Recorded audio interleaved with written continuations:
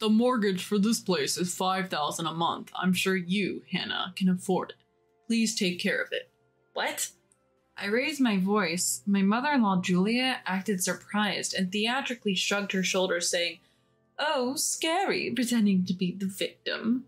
My father-in-law, Derek, glared at me and shouted, "It's only fair." Let's rewind to several months ago. My name is Hannah. My husband, Matthew, and I are newlyweds. Since we both grew up in the same hometown, we decided to live somewhere in between my family home and Matthew's family home. You could say we're living close but apart. We thought it would be comforting to be within easy reach of both our families in case anything happened, but I ended up having issues with my in-laws. I first met them when Matthew and I got engaged and paid them a visit. Matthew had already warned me that he didn't get along well with his parents, saying, "My parents are reckless spenders and lack common sense, to be honest. I wouldn't mind cutting ties." Still, they were Matthew's parents. Taking advice from my own parents that it would be good to meet them at least once, we went to visit. Upon arriving, Julia warmly welcomed us. She didn't seem like the reckless spender, lacking common sense, that Matthew had described. There was a bit of a cold vibe toward me, but I thought that's just how mother-in-laws are toward their sons' wives. But their attitude changed in an instant when I told them where I worked. When Derek asked, "So Hannah, where are you working?" and I mentioned my company, their faces lit up instantly. From that moment on, they were thrilled, saying, "We've got ourselves a wonderful daughter-in-law." They welcomed me as if they had completely forgotten the slightly cold treatment just moments before. On our way home, Matthew warned, "Be careful around my parents." But at that time, I didn't understand what he meant. Then Matthew and I got married. A few weeks into our new life, I got a call from Julia after work.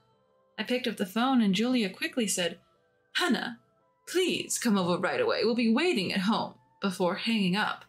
I thought maybe something had happened to my in-laws, so I rushed over to their house. Running in a suit in the summer heat, I was soaked in sweat. Though I was a sweaty mess, I rang the doorbell and a smiling Julia greeted me, making me feel a bit relieved. "Thank you for coming," she smiled as she welcomed me in. I wonder why they called me over. Sitting in the living room with a cup of coffee, my in-laws walk in with a laptop smiling. What's going on? Is there something wrong with the laptop? "No, actually, we have something we want you to buy for us, Hannah." "Buy for you?" Confused by the unexpected request, I'm left speechless. Ignoring my bafflement, Derek opens the laptop. Displayed are pictures of high-end designer bags and luxury watches. "So you want me to buy these for you?" "Yes, I'd like the bag and your father-in-law wants the watch." "Why should I buy these things for you?" My question prompts a sudden change in their facial expressions. The smiling faces turn stone cold, and I feel a sense of dread. "We gave you the treasure that is our son, didn't we? You could at least buy us this much in return." "You work for a well-known company, Hannah. You're wealthy. Just buy them, no complaints." Frustrated, I shake my head. I can't justify buying such expensive gifts when it's not even a special occasion. Nonetheless, they keep pushing, eventually yelling at me from both sides. Overwhelmed, I end up caving in and making the purchase. The moment I buy the items, they return to their pleasant demeanor. "It's hot. Take your time and relax before you go," they say, which somehow makes it even more unsettling. Since I gave in once, they keep summoning me to buy various things for them. Each time I tried to refuse, but ultimately my fear of being yelled at from both sides made me give in. Matthew had told me he was often pestered for money by his parents when we were dating, but I always hesitated to bring it up because he clearly despised his parents.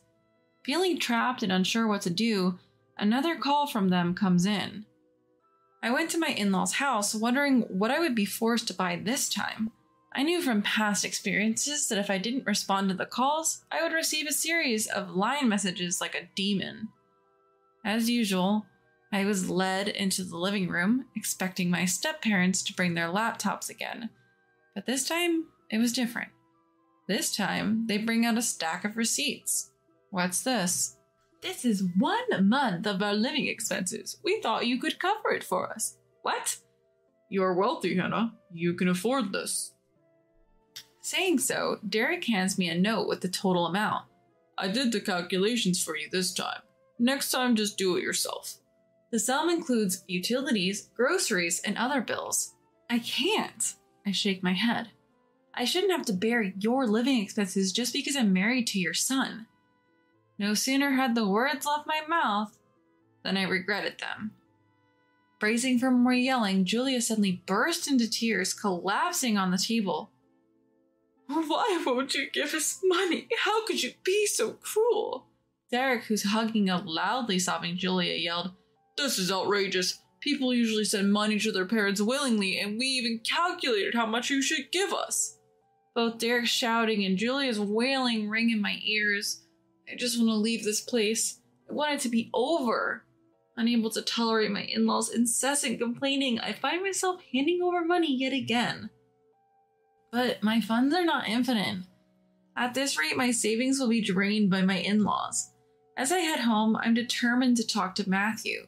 But when I see him, I realize he's not in the state for any discussion. Though he came home before me, Matthew was just sitting in the dark staring blankly. Matthew, what's wrong? Turn on some lights at least. When I flip on the lights, Matthew turns his face towards me. What's going on? I ask a visibly drained Matthew, who replies, I've been laid off. Matthew had been troubled by conflicts with his boss for some time. Since we work in the same field, it wasn't surprising that Matthew was laid off. It must have been his disagreeable boss who put him on the chopping block. I can't add any more stress to Matthew's life right now. I keep the situation with my in-laws to myself. Weeks later, my in-laws summon me again, but this time it's different. Instead of their home, I'm called to a different location. And there it is, a mansion that stands out even in a suburban neighborhood. After double-checking the address and my map again, I ring the doorbell. A voice says, Come in! It's unmistakably Julia. Why is Julia here? Although I have many questions, I enter when Julia says I can. Julia greets me in the entryway. Welcome. Whose house is this, I ask? Julia said with a surprised look on her face. It's our house, says Julia, looking shocked. I'm dumbfounded. My in-laws had been begging me for money, yet they've managed to build this mansion? As I'm guided into the living room, Derek is there. I sit down opposite them. How did you build a house like this? We took out a loan. Even old folks like us found a lender willing to lend. How will you repay the loan? Asking you to help with that is why we invited you today, Derek laughs. The mortgage is $5,000 a month. You can handle that, Hannah. What? When I raise my voice, Julia dramatically flinches, exclaiming, Oh, you're scaring me. Derek glares at me. It's to be expected. We're not working. Do you think we can pay $5,000 on our own? Don't take a loan you can't repay. How did you even get approved? I shudder at the thought that they might have borrowed from a disreputable source. Julia pleads. Please, Hannah, don't be such a terrible daughter-in-law and abandon two old people like us. I get up from my seat. I can't pay this time. $5,000 a month is impossible. Excuse me. Hey, wait, Derek shouts, but I'm out the door. Scared that my in-laws would chase after me, I ran back home and quickly locked the door. I rushed to Matthew, who was working on his computer in his room. Well, you scared me. Welcome back, Anna. What are you up to? Working, actually. My side gig is doing really well, so I'm thinking of going solo. I should have told you sooner, Hannah. Is that okay? Matthew had been down since getting restructured at work, but he was stronger than I thought. With this new Matthew, I felt like I could finally open up about Derek and Julia. That's what I thought. Matthew, it's about Derek and Julia. The moment I started talking, my tears started flowing. Matthew, surprised, gently rubbed my back and asked, What happened? As I sobbed like a child, I explained the situation to Matthew, who then sighed in frustration. Ugh, my parents. When will they stop tormenting people? It turns out Matthew had endured similar treatment from my in-laws before we got married. Since he had calmed down after getting married, he thought that his parents had also become calmer as they got older. Who would have thought they'd be targeting you, Hannah? What should we do? At this rate, we'll have to pay Derek and Julia $5,000 every month. Matthew thought for a moment, then said, Let's move. If we move and change our numbers, we can cut them off for good. But if they come to my workplace, we're done for. They even know where I work. Feeling cornered, Matthew made another suggestion. In that case, weeks went by, and then I got a call from Julia. Hannah, where are you? Your old address has a different name on it. They said you're not at work. The due date for the loan is long past. I calmly responded, I'm not paying. What? The loan. I'm not paying it. Figure it out yourselves, and by the way, this number will soon be out of service. I'm not done talking. Ignoring her, I hung up. Matthew and I immediately changed our phone numbers, cutting off all contact for good. To escape my in-laws, we moved abroad. We only shared our new contact information with my parents and close friends. What Matthew had suggested was for me to quit my job and move overseas. Matthew had made it big in the online business world, allowing me to quit my job. We were doing just fine on his income alone. Now I work part-time in a foreign country to earn some extra cash. I got word from a former coworker that my in-laws had showed up at my workplace yelling, "Where's Hannah?" They even got escorted out by the police. They got off with just a warning, but my coworker said they looked desperate and it was scary. Why had my in-laws become so frantic? We found out a year after moving abroad when I received a mysterious call. It was from Julia. I didn't recognize the number, but when I picked it up, it was Julia on the other end. Hello, Hannah, please, you've got to help us. Somehow my phone number had gotten to Julia. I rushed to Matthew, switched on the speaker, and we both listened. Apparently, my in-laws had borrowed money from a shady company and were facing forced labor for not paying it back.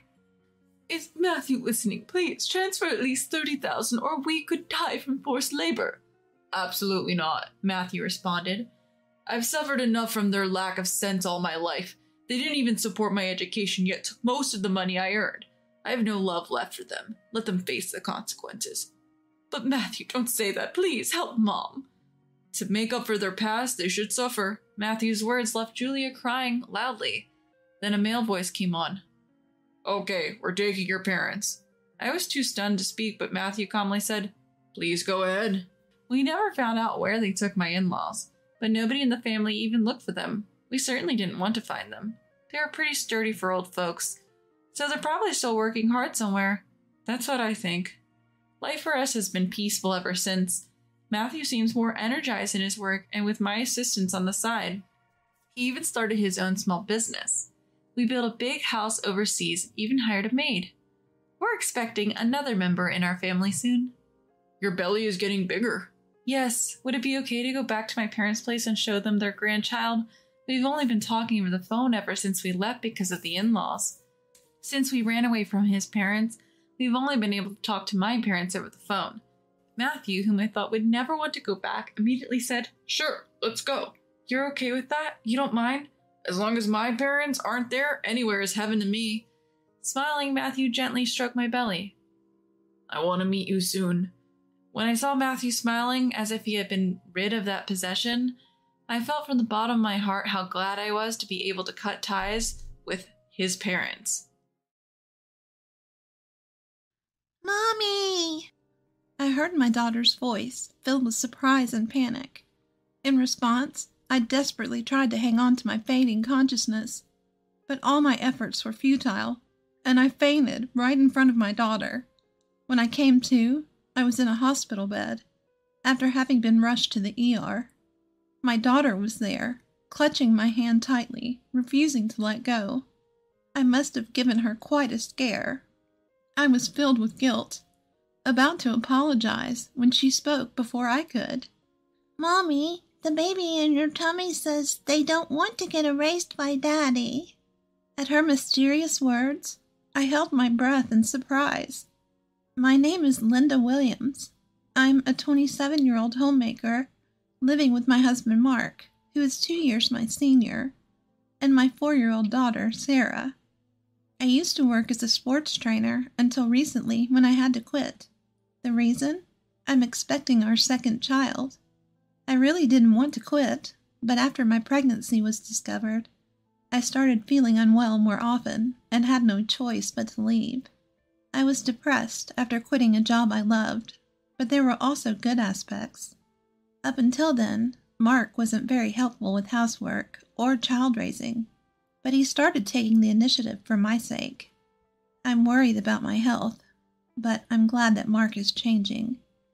At that time, I thought everything would be okay. "Mommy, wake up! It's morning." When I woke up to Sarah's innocent voice, it was 7 a.m. The school bus for Sarah's daycare arrives at 7:30 a.m. I jumped up in a hurry. "Shoot, Sarah, we need to get ready quickly." "What's wrong?" "We overslept. If we don't hurry, the bus will be here." While rushing my confused Sarah and leaving the room, I realized that I hadn't seen Mark anywhere. He usually leaves around 7:15 a.m., so he should still be at home. Maybe he's downstairs. Maybe he's having breakfast. Although a little annoyed that he didn't check on us, I headed for the stairs. That's when it happened. I slipped, and I felt a momentary sensation of being thrown into the air. "I'm going to fall!" Instinctively reaching out for the handrail, I managed to grab onto it and prevent myself from tumbling down the stairs. Oh, that was close. I put my hand on my stomach immediately, but I didn't hit it, and it doesn't hurt. Just as I breathed a sigh of relief, Sarah, looking pale, rushed over. "Mommy, are you okay?" "I'm fine, honey. Sorry for scaring you." Regaining my footing, I embraced Sarah. Then, Mark, who must have noticed the commotion, rushed over from downstairs. "What happened?" "I slipped and almost fell down the stairs." "Whoa, be careful." "I'm sorry, but it was like the floor was slippery." "What?" "And the floor seems to be cleaner than usual. I hadn't noticed until now, but the wooden floor in the hallway was sparkling, as if someone had polished it." Then Mark said in a flustered manner, "Oh, right. I waxed the floor last night." "Wax? Why would you do that all of a sudden?" "I noticed it while cleaning the floor, but I guess I got a little too excited. I'm sorry." "Oh, I see." I was surprised by the idea of him waxing the floor, which was something he had never done before. But he had been doing a lot of housework recently, so perhaps he had started noticing the little things. Once men start paying attention to details, they just can't stop, can they? Even though I found it a bit strange, I decided not to worry about it. A few days later, on a Sunday, Mark had to go to holiday work, so I decided to take Sarah to the park, just the two of us. Before, I would run around and play with Sarah, but I can't do that now. I watched Sarah playing on the swing. A water bottle Mark had prepared for me in hand. Who would have thought that Mark would start preparing things like water bottle for me? When Sarah was first born, Mark was so uninterested in anything to do with the house. It still brings tears to my eyes when I think about it. He also had no interest in Sarah. So every time I say something to him, he gets grumpy. And coming home from work became later and later. The fact that he now prepares a bottle of water for me is still a shock. But I can't hide how happy it makes me. Thinking about this, and feeling a bit thirsty, I decided to take a sip of the tea Mark had prepared for me. Then, Mommy? After drinking about a quarter of the bottle, I suddenly felt dizzy and began to feel unstable on my feet. I grabbed onto the fence of the swing for support, but even then I could feel my strength fading, and it became increasingly difficult to stand. "Mommy, what's wrong?" Mommy. Hearing Sarah's surprised and worried voice, I desperately tried to hold on to my fading consciousness. If I faint here, I'll leave Sarah alone. But even with this thought, I fell right there while protecting my stomach. When I came to, the first thing that hit my eyes was a stark white ceiling. For a moment, I didn't understand where I was, but then I noticed the smell of disinfectant and the figure of a nurse appearing saying, Are you all right? I realized then that I was in a hospital. At the same time, I thought of Sarah. Excuse me, Sarah, do you know where my daughter is? She should have been with me when I fainted. I sat up and asked the nurse. She said, "Ah," and seemed to understand immediately. Maybe trying to reassure me, she smiled at me. She came to the hospital in an ambulance with you. She should be with your husband now. My husband? He left work early to come here. He arrived a little while ago. He's such a caring husband. The nurse said that she would go and call them, and then left the room. Feeling relieved that Sarah was not alone, my head started to spin again, and I collapsed on the bed. Why, when there was no issue during my previous prenatal checkups? Was it because I moved around too much, or did I eat something bad? As these thoughts spun around in my head, I suddenly remembered the tea from the water bottle that I had drank just before I fainted. Come to think of it, that tea. Just as I thought about this, the door opened, and the nurse, a doctor, Mark, and Sarah came in. Mommy! Sarah, I'm glad. I'm sorry for leaving you alone. I'm okay, but what about Mommy? Are you okay, Mommy? Yeah, I'm all right now. As I patted the head of Sarah, who had rushed over to me, the doctor smiled next to me. In the end, it was decided that I would be hospitalized for 2 or 3 days. After a thorough examination by the doctor and the nurse, they left the room. Mark said, "I'll go buy a drink," and he also left. In the hospital room, it was just me and Sarah. Then, Sarah seemed a bit restless and looked like she wanted to say something. What's up, Sarah? Mommy, can you keep a secret from Daddy? Huh? Okay, but why? Although I was wondering why, I nodded in agreement, and Sarah brought her face closer to me with a serious look. The baby is saying that they don't want to get erased by Daddy. Huh? I was momentarily speechless, unable to understand what Sarah was saying. Sarah then pursed her lips in dissatisfaction and spoke a little louder. The baby is saying Daddy's being mean, and the tea in the water bottle. At these words, I was taken aback, because I too had sensed an unusual bitterness in the tea from the water bottle. At the time of drinking, I thought maybe Mark had bought a different type of tea than usual and didn't give it much thought. But thinking about it now, I was hit by a terrible dizziness just after drinking that tea. I had a slight feeling somewhere in my heart that there might be some relation to the fainting incident. But what does it mean by the baby is saying? Hey, Sarah. I'm sorry I'm late. The cafeteria was crowded. Just as I was about to ask Sarah properly, Mark came back into the room. I swallowed my words in surprise, and Sarah seemed uncomfortable and buried her face in the bed.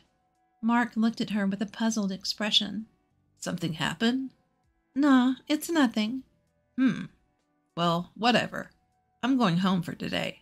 I have to work tomorrow. Just rest up, okay? Mark took Sarah's hand and left, but my daughter showed a momentary reluctance to leave. Let's go home with Daddy today. Mommy is staying at the hospital. Okay. I can't help but feel uneasy about my daughter, who followed him without saying anything. I wonder if Sarah is okay. I was worried, but there was nothing I could do at the moment. I just had to make sure I could be discharged as soon as possible and crawled into bed. But I couldn't fall asleep easily, as Sarah's puzzling words kept coming to my mind.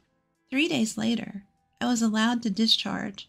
As my husband was working, my friend Kimberly came to pick me up. Kimberly was a friend from the same gym I worked at. She has been looking after me since I quit due to my health condition. I was shocked to hear you had fainted, but you seem to be doing much better than I thought. I've been sleeping so well in the hospital that I feel much better. I'm glad. I was worried because you're pregnant. While having such a conversation in the car heading home, I felt a bit uneasy inside.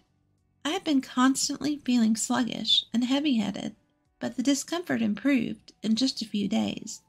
The only unusual things I had done during that time were taking a break from housework and childcare and eating a balanced diet in the hospital. Upon thinking that, I suddenly realized something. So that means I didn't eat Mark's cooking yesterday. I remembered there had been several oddities since Mark started doing housework. Aside from almost slipping on the wax, there were other things that bothered me. For instance, things were placed in spots where they usually aren't, causing me to trip. Or the time I was told the shower was ready, but it turned out that the hot water tank was empty and cold water came out. Such incidents occurred frequently, especially when cold water came out. I rushed to the hospital out of concern for the baby in my belly, as it was in the winter. Fortunately, there were no problems, but it was a really nerve-wracking event. Of course, I thought these were just mistakes due to Mark's inexperience with housework. However, reconsidering now, each of them seemed to be something that could lead to irreversible consequences if one step was wrong. "Linda, we're here." "Ah, yeah." Before I knew it, we'd arrived at the house. Seeing my silence, she looked at me with worry. "If you're feeling sick, you should say so, okay?" "Yeah, I will." "Well, you should rest for today at least. I'll pick up Sarah, okay?" "Thank you, I appreciate it." As we got out of the car together, I thought to myself that I should talk to Sarah properly once she's back. In the evening, Sarah returned home with Kimberly. She even bought some deli food for dinner and said, "Call me if anything happens," before leaving. She was like a superhero. I silently jumped for joy in my mind. Having dinner with the deli food that Kimberly bought, I felt unusually well, so I decided to talk to Sarah again. "Can we talk a bit more about the other day?" I asked, and Sarah nodded seriously. "Can you talk to the baby in my belly, Sarah?" "Yes." Sarah nodded firmly. It was hard to believe, but I felt that there was no falsehood in her words. "Then can you tell me again what the baby is saying?" "Well, the baby is scared of Daddy." "Why?" "Daddy is trying to hurt us on purpose and separate Mommy and the baby. So the baby is clinging to Mommy with all his might." I was at a loss for words at this revelation. Her words, though clumsy, connected the dots I'd been feeling. Everything that felt off might have been deliberately planned to harm the baby. Feeling this, I shivered. "Mommy, what's wrong? Are you in pain?" "Sarah, I'm sorry. I'm okay." Seeing Sarah's tearful face, I hastily embraced my little girl. And I made a decision, in secret. I have to find solid evidence, or no one will believe this. The next day, after watching my husband leave for work, I pulled something out of the back of the closet. It was a baby monitor we used when Sarah was an infant. If this reveals what he's doing, if it showed what I feared. The thought was so frightening, but if it showed nothing, that would be okay too. With a small hope in my heart, I hid the camera behind a houseplant. Then, a few days later, I mustered up the courage to check it. I can't believe this. It's too awful. What was captured there was something unimaginable, enough to shatter my small hope. And then I made up my mind. I absolutely won't forgive this. A week or so had passed since I saw the footage. I left my daughter, Sarah, at my parents' home earlier in the day. Then I tidied up the entire house and prepared a perfect dinner before Mark came home. Mark, who finally came home, was surprised to see the lavish meal set on the table. "What's going on? I could have made dinner." "I can't let you do anything dangerous anymore." "Huh? What? What do you mean?" I didn't miss the flash of caution in his eyes. "I mean exactly what I said. What have you been feeding your pregnant wife all this time?" "I don't get it at all." "My health has improved significantly since I stopped eating your cooking for the past week." "What's that supposed to mean?" I had pretended to eat my husband's cooking and threw them all away. When I told this to my husband, he was slightly shaken. Also, when I checked around the house, I noticed the non-slip pad under the rug was missing, and the anti-tip device on the bookshelf next to the bed was removed. I got goosebumps when I found these. These weren't just targeted at our baby. It implied I was also a target. When I glanced at Mark, his mouth was twitching as he tried to force a smile.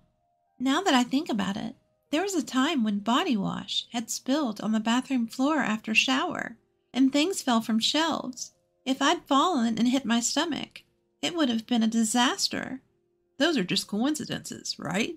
Maybe I just made a little mistake. I thought so too, until I saw this. I thrust my phone in front of his face, and when I played the footage recorded on the baby monitor, there was Mark talking on the phone with someone, and his voice was clearly recorded. I get it, but it's not going as planned. It's surprisingly hard to make a person disappear in an accident. Well, two people. It would be best if the baby in the belly could disappear too. Those words from the video sent chills down my spine no matter how many times I hear them. Watching Mark, he was shaking minutely and trembling in silence. Despite being wary, I continued to speak. The person on the phone is a woman, isn't it? Once I'm gone, you're talking about doing this and that. Things too disgusting to even mention. That's bullshit. You're spying on me like this? I'll sue you. How dare you? Do you even understand what you've done? Shut up. Just shut up. No longer able to find excuses, Mark, his face bright red, lost control and lashed out at me. Instinctively, I hunched over to protect my stomach. Just as I did, a loud bang sounded, and the next moment, I heard Mark scream. "Landa, are you okay?" "Kimberly, thank you." I looked over with relief to find Kimberly, who easily subdued Mark and was laughing. In fact, she's a strong woman who has won the national wrestling tournament multiple times. For the day, I had asked Kimberly to stand by in the next room just in case. Mark, pinned down by Kimberly, was already reddening his face and bellowing. You think you're alive because of who? Me, right? Yet annoying demands to play with the kids and help with housework. If you all would just disappear, I could live freely. Just get lost for my sake, you idiot. So that's what you think. But thank you. Huh? Actually, you just helped me a lot by self-destructing. Saying so, I thrust my phone, which was in call mode, in front of Mark. The call was to 911. Actually, it had been in this state for a little while before, so all of Mark's words had gone straight through to the police. Please, not the cops. Mark was struggling to escape, but Kimberly had him firmly pinned down and he couldn't move. I'm sorry, I was wrong. Please, I apologize, forgive me. That's not something you can get away with just by apologizing. What you were about to do? Don't say such things. While Mark was thrashing around, the sound of several footsteps and a voice saying, "We're coming in," echoed, and the police officers entered through the door that was already unlocked. And in no time, Mark was taken away. Even on his way, Mark was pathetically clinging to me and pleading like, "Help me." A subsequent investigation revealed the plan by Mark and his mistress. The objective was to eliminate me, who was in their way, so they could be together. Even if they failed to get rid of me, they were contemplating a story that the loss of our child due to my carelessness would lead to divorce. Moreover, if they could blame it on me, they thought they could claim compensation at the time of divorce. The sheer audacity of it all leaves me speechless. But even now, when I think about what could have happened, if I hadn't noticed anything, it still sends chills down my spine.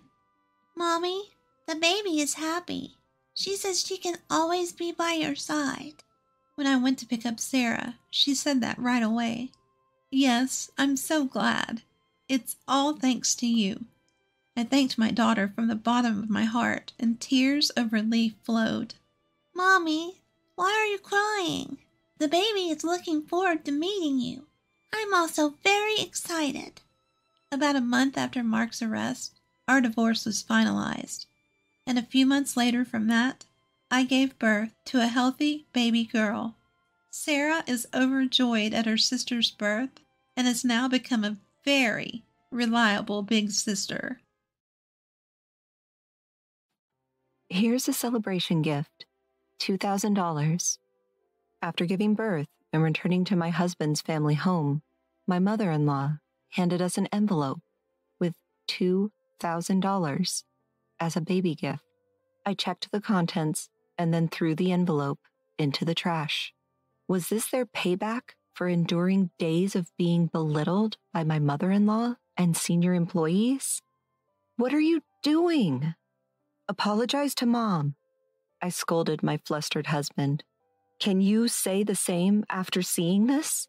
My husband, after checking the envelope's contents, glared at his mother with anger he had never shown before. And then he made a decision. My name is Scarlett Wood, 28 years old. I had an arranged marriage with my husband, Elijah. Elijah, 2 years older than me, is the eldest son of a Japanese sweets shop and was raised strictly as the heir, but he is a very gentle and kind person. From the moment we first met, I was drawn to his kindness. I want people around the world to know the beauty and delicate taste of Japanese sweets, so I work as a Japanese sweets artisan. Will you help make my dream come true? Elijah said this and presented me with a Japanese sweet made in my image instead of an engagement ring. As I was moved to tears, Elijah continued to speak.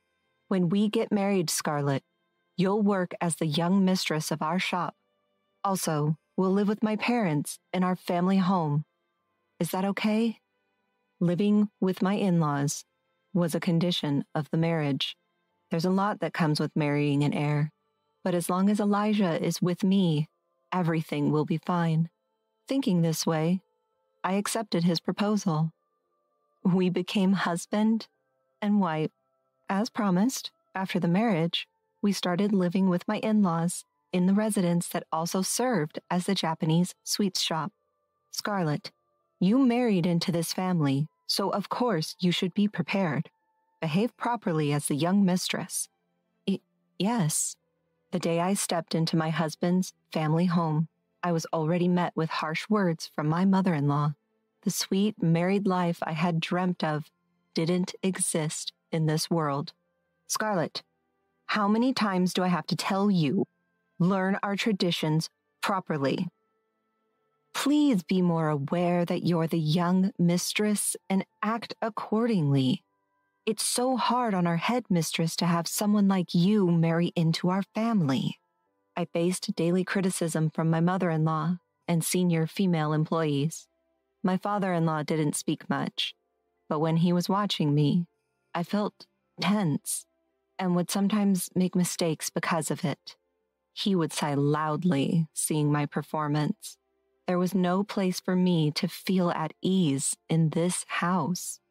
But I was determined to work hard, earn everyone's approval, and become a wife Elijah wouldn't be ashamed of. That feeling alone kept me going. During this time, I found out I was pregnant. Take care of yourself and give birth to a fine heir. Everyone, starting with my mother-in-law, began to be more considerate of my condition. At the 5-month pregnancy checkup, I learned the baby's gender and excitedly shared the news during dinner with my in-laws and Elijah. Our baby is a girl. For a moment, everyone froze. A girl? Oh, a girl. Huh. Wait, no one is offering congratulations. Elijah kept his gaze down, silently continuing to eat without making eye contact with anyone. I was taken aback by everyone's attitude. Does an heir have to be a boy? Unable to understand the Mr. Wood family's mindset, I ate my meal in frustration. The next day, everyone's attitude changed completely. Pregnancy isn't an illness. Stop being spoiled and work hard. As soon as they found out the baby was a girl, the criticism and mistreatment from my mother-in-law and senior employees returned. Why can't a girl inherit the Japanese sweets shop? I felt sorry for my unborn child, who wouldn't be welcomed into the world with smiles and blessings. I made up my mind to protect her, no matter what. I think you've noticed, Elijah, I've been criticized every day since I married into this family. The way they treat me since they found out our child is a girl is unbearable. One day, I couldn't take it anymore and told Elijah. He looked troubled. Scarlett, I'm sorry. I'm still in training. I don't have the right to oppose this family. Please bear with it. If you learn your job quickly, I'm sure my mother and others will stop criticizing you. I'm very happy whether our child is a boy or a girl. Please take care of yourself. With that, Elijah quickly went to take a bath. Though he tried to be considerate, I was shocked by how unreliable Elijah was. But I rubbed my belly. I can't let this get me down. I'm going to be a mother. I must become strong for that reason. With that in mind, I endured the mistreatment and criticism alone, dreaming of the day my child would be born healthy. In my in-laws' home, I was mainly responsible for cooking dinner. When buying groceries, I'd pay for them first, then give the receipt to my mother-in-law, who would reimburse me. This system made it difficult to buy what I wanted since she checked the receipts meticulously. Because of this system and my mother-in-law's thorough examination of the receipts, it was hard for me to buy things I really wanted to eat. However, after becoming pregnant, I often found myself craving sour and sweet foods. Should I buy it?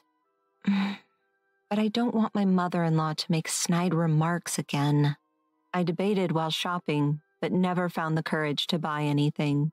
One day, though, I desperately wanted something sweet. Feeling helpless, I agonized over it before finally asking Elijah, who was working in the shop. Oh, I can't help but crave sweets because of the pregnancy. Can I have some scraps or something if there are any? Sure, just wait a moment. Elijah secretly wrapped up some leftover scraps from making the sweets in plastic wrap, avoiding the eyes of the employees. Thank you. But just then, my mother-in-law appeared. What are you doing here, Scarlett? My mother-in-law's gaze falls on my hand. Well, how shameless. This is the workshop for the artisans. I won't allow you to come in here anymore. Saying this, she snatches the scraps Elijah had given me and kicks me out of the workshop. One day, as I open the fridge to prepare dinner, I find it packed with high-end ingredients like luxurious Wagyu beef that I've never seen before. Since I can't use the fridge's contents without my mother-in-law's permission, I ask her for confirmation. Can I use the food in the fridge? What are you talking about? That's for Natalie, who's coming back the day after tomorrow. Don't you dare use it. She coldly responds. Natalie is Elijah's sister. She married into a farming family and now, 3 months pregnant and suffering from morning sickness, she's apparently coming back to her parents' house. Returning home just 3 months into her pregnancy. I'm 7 months pregnant and I've been used and abused, being told pregnancy isn't an illness. I have a lot on my mind, but the more I think about it, the more miserable I become. So I pull myself together and prepare dinner using the other ingredients. On the day Natalie returns home, my mother-in-law is in high spirits from mourning. She had originally opposed Natalie marrying into the farming family and seems overjoyed to have her back home after a long time. I'll cook dinner today, Scarlett, so you can go and take a leisurely walk. Unusually, my mother-in-law is kind. Usually, I'm busy in the evenings and can't take leisurely walks, so I decide to take advantage of her offer. The sky is so high. The sky I look up at after a long time is dyed red and it warmly envelops me. When I suddenly touch my belly, I feel the baby move. Mommy will work hard for you, so come out healthy and strong, I whisper to my unborn child. Oh, what a delicious smell. When I return home, I'm greeted by the aroma of grilled steak. As I try to enter the living room, I hear voices from the inside. Natalie, eat a lot for the sake of your baby. Peeking inside, I see my mother-in-law has lined up a variety of dishes in front of Natalie. At the table, my father-in-law and Elijah are silently eating steak. What about Scarlett's portion? The moment Elijah says this and looks up, our eyes meet. Oh, don't worry. I made some stew for her. At my mother-in-law's reply, Elijah says nothing and looks away from me. There's no steak for me. I can't take it anymore and quietly go to our bedroom, trying not to draw attention. I'm pregnant, just like Natalie, yet no one tells me to eat a lot. Seeing the reality that I'm being excluded, I can't hold back my tears any longer. Why do I have to suffer like this? Neither my unborn child nor I are welcomed in this house. I just want to leave this place. My tears keep flowing endlessly. After a while, Elijah comes in with a cold piece of steak. I secretly brought you my portion. It's cold, but I'm sorry for making you feel even sadder with my sister here. He genuinely apologizes, looking remorseful. I should be more assertive, but I'm not good with my mom and sister. My mom struggled with my grandma, so she probably thinks this is normal for a mother-in-law and daughter-in-law relationship. My sister didn't like me since I was little because I was the eldest son and got a lot of attention. And she's always been mean to me behind my back. They're both strong-willed and troublesome. So honestly, I don't want to deal with them. Your family issues have nothing to do with me. Although he apologized, I realize he won't particularly protect me or our child in the future. Feeling even more miserable due to Elijah's unreliability, I eat the steak he offers, though I have no appetite, thinking of the baby in my belly. Even though it's supposed to be high-quality meat, I can't taste it. I mechanically chew and somehow manage to swallow it. Life after Natalie's return is even harder for pregnant me. Scarlett, please fetch this for me. My mother-in-law doesn't hesitate to make me work despite my big belly. Natalie, you should rest until your morning sickness subsides. Meanwhile, Natalie takes advantage of being pampered by her parents and lounges around the house all day. We're both pregnant, but even though my belly is much bigger, it's frustrating, but for now, I have to quietly endure it. Scarlett, I brought some pudding for you. The fact that Elijah started secretly buying me food I wanted to eat because he must have felt sorry for the unbearable treatment I was receiving was at least a small comfort. One day, I happened to see that Natalie's room was filled with high-end branded baby products and maternity items. I had held back and bought everything at a cheap store on the outskirts of town. Both our children would be grandchildren to my in-laws, so why is there such a difference? I tried not to care, but it made me very sad. On December 20th, I finally gave birth to a baby girl. Elijah cried tears of joy. I'll grow up quickly and protect both you and our child. Elijah made this promise to me. When we returned to my in-laws' house after being discharged from the hospital, my mother-in-law surprisingly welcomed us with a smile. Let me hold her for a bit. I handed the baby to my mother-in-law, and as expected, she was skilled at soothing the baby since she had raised 2 children herself. I guess she loves her grandchild after all. I felt a little relieved seeing my mother-in-law's demeanor. After a while, she returned the baby to me and took an envelope out of her pocket to give to Elijah. Here's a gift, $2,000. What? That much? I was surprised, but Elijah didn't seem too shocked. Maybe in this family, it's normal to give that much as a gift. Elijah handed the envelope to me without checking the contents, so I put the baby in the crib before accepting it. I checked the contents, just in case. What? What is this? My mother-in-law looked away, smirking. Enough already. I threw the envelope into the trash. Hey, what are you doing? Apologize to my mom. Elijah panicked. Would you say the same thing if you saw this? I picked up the discarded envelope and showed Elijah the contents. Upon seeing it, Elijah furrowed his brows.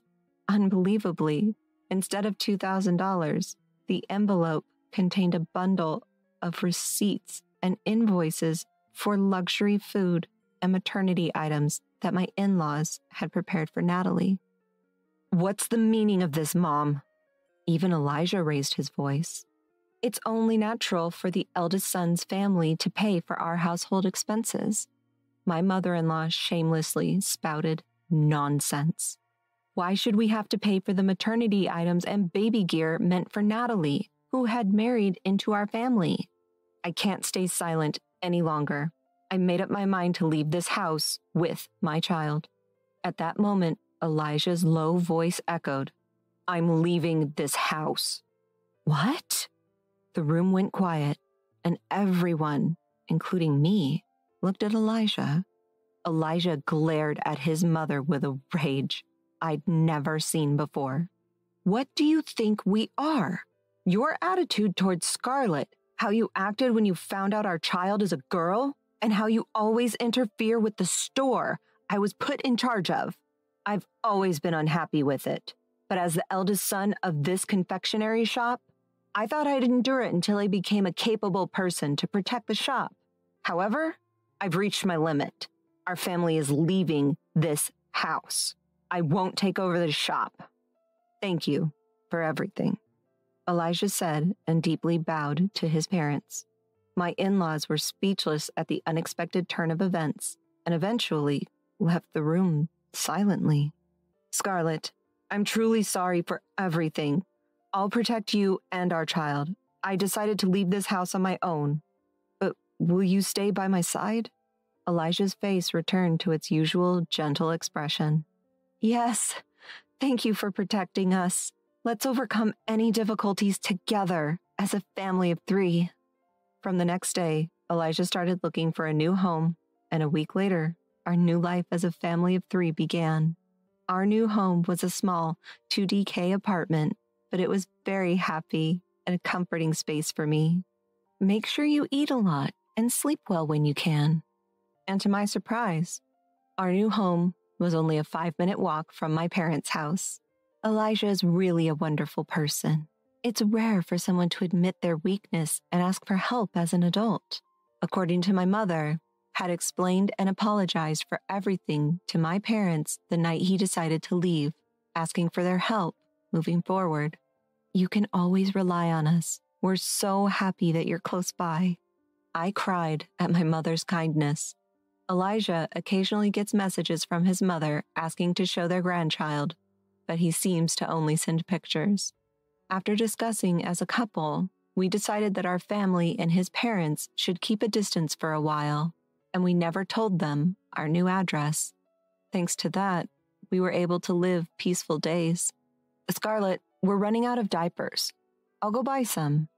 Elijah actively helped with housework and childcare, and we cherished our modest happiness, living humbly every day.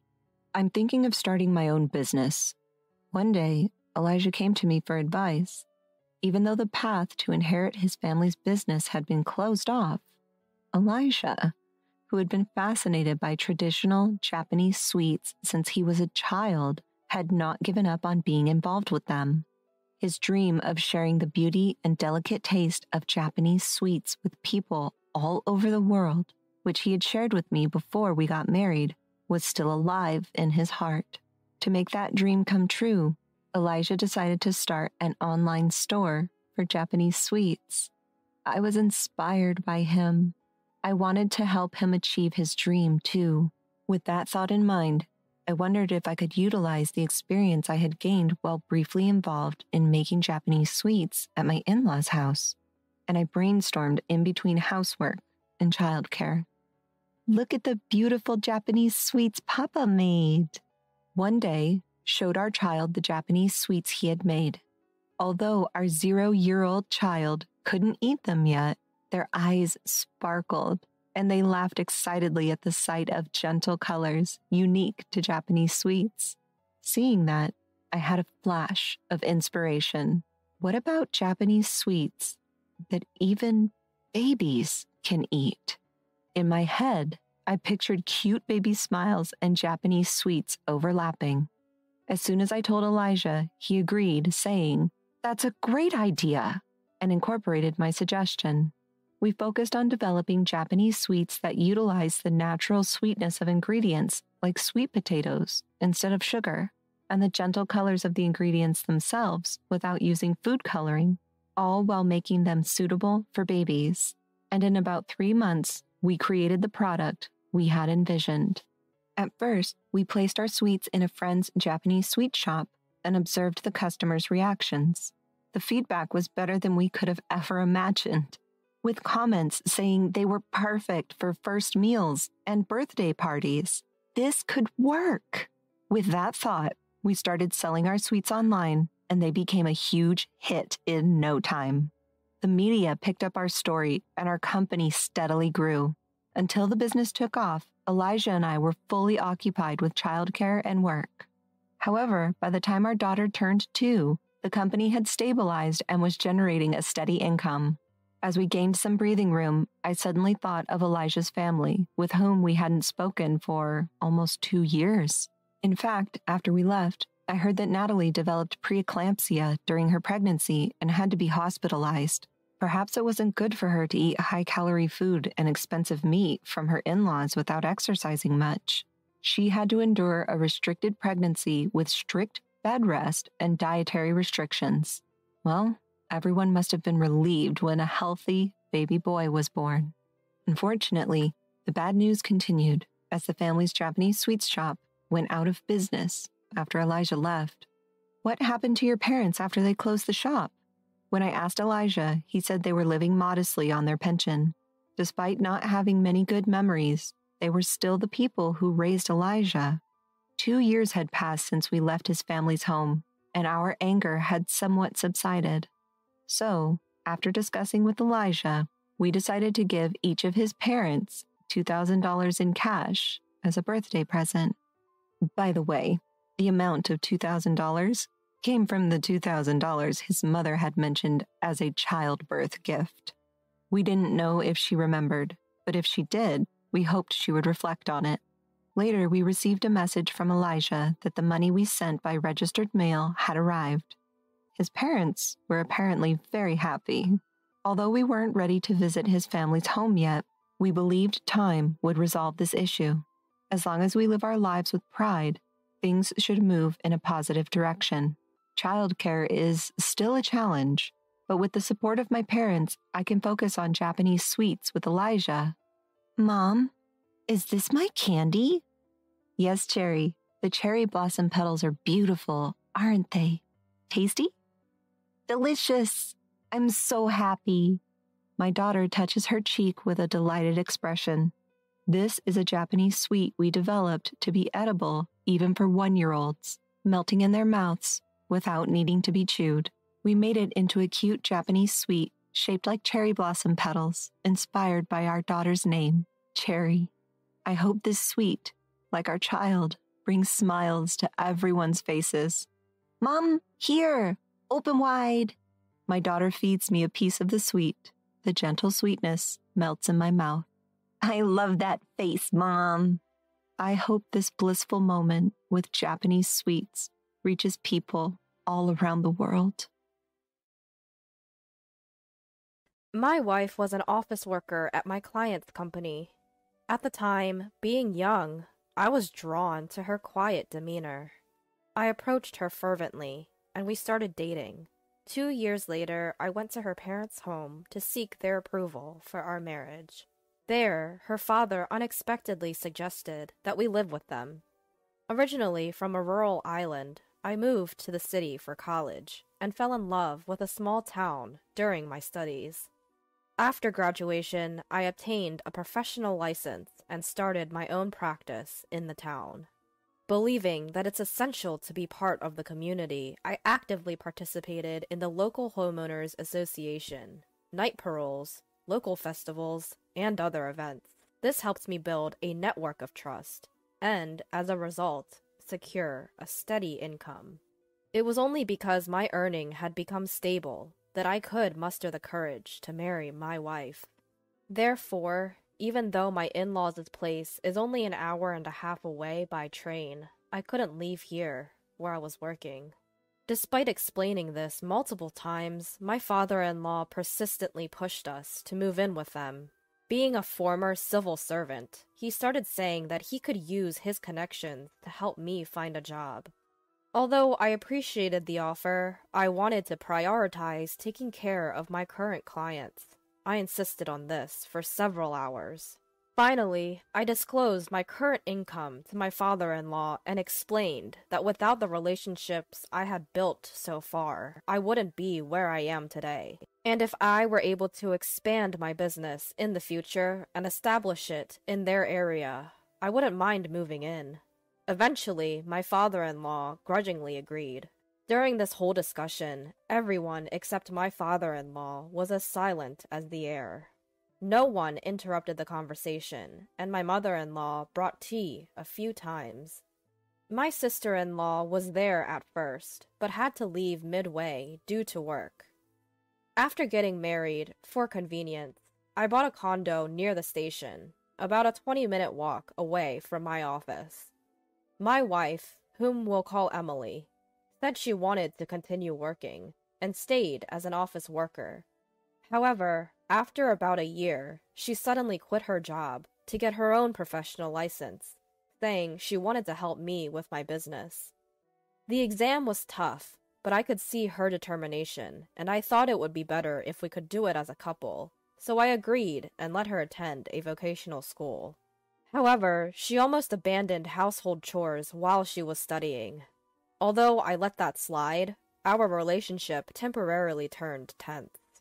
Within less than a year, Emily struggled to keep up with her classes and became a stay-at-home wife. She seemed calmer than when she was studying, and our relationship became better again. At one point, I thought it was a marital crisis, so I expressed my love for Emily even more and worked harder. Eventually, Emily became pregnant and gave birth to twin sons, but she began to act strangely from since then. On my days off from work, she would leave the kids and go back to her family's home by herself. At first, she said she wanted to take a break from parenting, and since both of them had started drinking milk formula, and not just breast milk, I was able to take care of them. So I agreed. We had many talks about this, but my wife said she just couldn't tend to 2 kids at once, and since they're boys, she expected me to parent them. I couldn't quite agree, but for the sake of our children, I relocated my office to a closer location and converted it to an office with kids' playroom. We've been visiting my in-laws about once a month, but the last time we went to, my in-laws just wouldn't let us leave. I turned down drinks, telling them that I was driving, but they still served me beer, calling it tea. I could tell from the smell right away, so I didn't drink a sip. By the time our children were 3 to 4 years old, they weren't attached to Emily at all and stuck to me instead. Eventually, Emily began to visit my in-laws, even on weekdays, and at times she would even spend a week or 2 at their place and not come back. When it started to interfere with my work, I consulted with Emily's family, but the talks with Emily's mother didn't go anywhere because Emily herself wanted to be there. Emily's father didn't answer the phone, so when Emily hadn't come back for a week, I decided to leave my children at daycare and went to my in-laws' place. When I got to their place, I could hear a loud argument even from outside. It seemed that my father-in-law and sister-in-law were yelling at each other. Hesitating a bit, I killed time at a nearby convenience store, and when I visited again, the voices had quieted down, so I rang the doorbell at my in-laws' home. The front door opened, and Emily's sister came out right away, held back by Emily's father, with Emily's mother and Emily just watching. Emily's sister said to me, "Let's go out, I'll tell you everything." To which my father-in-law said to me, "What are you talking about? Come in quickly." However, Emily's sister and my father-in-law were having a fierce argument at the entrance, so I couldn't enter their place. During a heated argument, it seems a neighbor called the cops, and the police arrived to cool things down. We ended up talking at their place. According to my father-in-law, Emily constantly being at her parents' house is your fault. Don't listen to your sister-in-law, Susan. She's crazy. But Susan snickered and said, "You've been deceiving Frank from the start, haven't you?" But every time Susan tried to talk, my father-in-law would interrupt and make a fuss, so we couldn't really have a proper conversation. Even when I tried to get Emily to join in, she remained silent. This was going nowhere, so I asked to talk to everyone individually on a later date. To this, my father-in-law made an unbelievable accusation. "You're planning to have an affair with Susan, aren't you?" Upon hearing this, Susan stood up and said, "Fine, that's enough. I'm leaving this house. Be prepared to cut ties with me." Then she walked out of the room. No one else followed her, but I followed her to the door. Susan, with a serious look on her face, handed me a small envelope and urged me to go back inside. After tucking the envelope inside my jacket, I went back to the room where my father-in-law began again. "Looks suspicious, ain't it? You better move in here quickly." I myself was running out of time, and I had to pick up my kids, so I calmly said, "We've already discussed this before we got married. I don't have Susan's number, and I only meet her here. It's getting late, so I'm taking Emily home today." Then I promptly had Emily gather her things, and we headed home. In the car on our way home, I talked with Emily, but she kept repeating, "The kids don't like me. I don't understand boys. I'm useless." Since I still loved Emily, I told her, "Stay with the kids as much as you can. Raise them in your own way, and I want you to be by my side." We picked up our kids from the daycare and went home. Emily cooked dinner, and we all ate together. Emily's cooking skills had declined, but it was still better than mine, and the kids seemed happy eating it. After dinner, unusually, the kids clung to Emily, and Emily smiled and played with them until they all fell asleep together. I had work to do for tomorrow, so I went to my office to organize some documents. That's when I remembered the envelope Susan had given me. Inside was a USB drive. When I checked it on my office PC, it contained text and audio files. The text file was a summary of my father-in-law's living together plan. Knowing that I was self-employed and earning reasonably well compared to my peers, Emily's father planned to have me move in and work from home, and have me contribute my earnings to them. Despite the initial disagreements when we first met, my father-in-law seemingly believed we would eventually agree to live together, and had even bought a luxury car on loan. However, he saw no signs of Emily and I moving in, so Emily's father had the idea to get Emily a professional license, but her failing the exam thwarted his plan. Still, Emily's father couldn't give up on my income. After Emily gave birth, he came up with a plan to take Emily away from me and manipulated her to get her on his side. Since there was still no sign of us moving in, my father-in-law thought that if he could push the kids onto me, even on weekdays, we would have to rely on them. However, I had set up a childcare room in my office. The next step, apparently, was to keep my wife Emily at home, waiting for me to buckle under the pressure and suggest we live together. The voice file recorded my father-in-law bragging to Emily, Emily's mother, and Emily's sister about the plan, as well as insults towards me and Emily when things went wrong. Emily's mother accepting this, Emily agreeing, and threatened to Emily's sister when she tried to intervene. There were also commands telling Emily to get her hands on my money and to bring that money over, to which Emily only responded with, "Understood." But Emily's sister's opposition was also recorded. Lastly, there was a separate message from Emily's sister, and there was something shocking written there. Apparently, in that house, if they stood up against their father, he would punish them by starvation and economic abuse.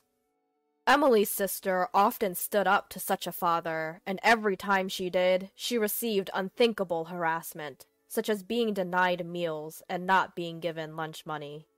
Emily, who grew up seeing this, obediently obeyed her father. To stand up to her father, Emily's sister had been learning judo from the upper grades of elementary school. Of course, Emily's father didn't provide the money, but because she was good at it, a police officer relative allowed her to go to the police station dojo.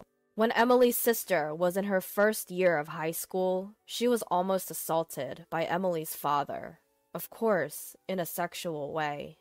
But Emily's sister, who had been training, fended off Emily's father, and it seems there was never another attack after that. However, the way Emily's father looked at and behaved towards Emily was strange. So Emily's sister suggested Emily learn judo as well, but Emily gave up as her parents were against it.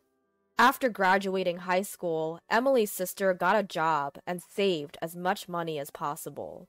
The plan was to eventually take Emily and run away from their parents' house. But Emily, who was raised too obediently, didn't know how to stand up for herself. I have a feeling Emily's been assaulted by my father-in-law when she was in high school, but there's no evidence. When Susan was at home, Emily would cling to her. So when Emily one day told her sister that she had someone she liked and had been asked out, Susan was truly surprised. At first, Susan would secretly watch them on dates. If he turned out to be a weird guy, she was ready to rescue Emily right away. When my father-in-law proposed the cohabitation plan, she thought I would be all right because I had strongly refused. But after seeing Emily's father's obsession, Emily's sister thought it would be best to leave some evidence for the future. Now, Emily might be assaulted by our father, Susan felt, and she wants me to help Emily as soon as possible. She is sure she can protect herself, so she only wants me to worry about Emily. If I still couldn't trust her, she had written instructions to call her work number from a public phone using an alias. Although I did trust her, I had some questions and needed to confirm a few things, so I called a few days later. Susan provided a few more details. The reason she told me to call from a public phone with an alias was because she suspected there might already be a wiretap in the office. The alias was also taken into account in case I didn't call from a public phone. And then I was told to take a moment, gather my thoughts, and get back in touch once I was ready. Emily stopped mentioning wanting to go back to her parents' home and started staying at our place. We started having little conversations, gradually, bit by bit. A week after the upheaval, I came home to find Emily and our sons genuinely laughing together. It was the first time I'd seen a smile on Emily's face. I couldn't help but burst into tears. That night, Emily made a confession. She opened up about her past, her inability to defy her father, how her sister had always been there to protect her, and the times she was assaulted.